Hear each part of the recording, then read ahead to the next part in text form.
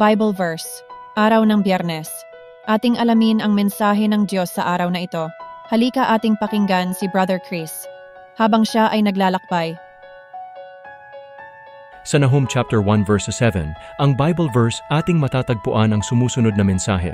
Si Yahweh ay napakabuti, matibay na kanlungan sa panahon ng kaguluhan. Mga nananalig sa Kanya'y Kanyang inaalagaan.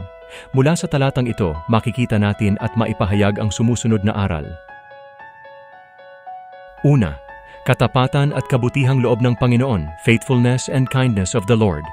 Ipinapakita sa talata na ang Panginoon ay mabuti at tapat sa Kanyang mga pangako. Siya ang ating kanlungan at kagalakan sa oras ng pagsubok at kabagabagan. Ipinapahayag nito ang kabutihan at kasaganaan ng awa at biyaya ng Panginoon sa Kanyang bayan, kahit na sila ay nagdaranas ng mga pagsubok at hamon.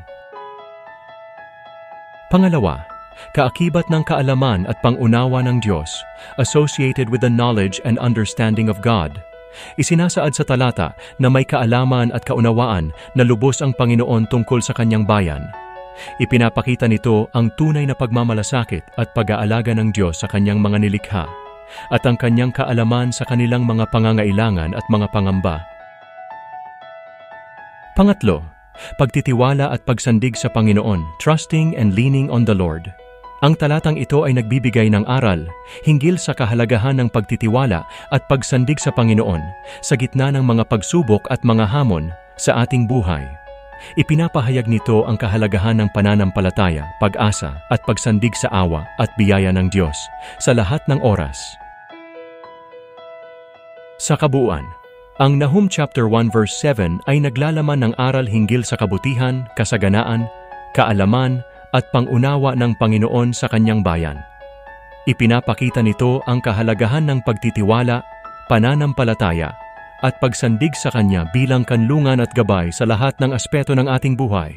Amen. Purihin ang Diyos. Thanks God. Nawa nagustuhan niyo ang video. Sa ngayon lang po nakapanood ng video ay follow niyo po si Brother Chris sa kanyang YouTube. Please subscribe at Bro Chris channel at follow sa kanyang reels at like, comment, and share. Thanks for watching and listening. God bless you. The Word of God is a guide in daily life. Anumang panahon, anuman ang sitwasyon, pananampalataya sa Diyos ang sagot. Subscribe to Bro Chris channel at Reels Bro Chris Montadraya Jr. now para sa pangaral at payo mula sa Panginoon.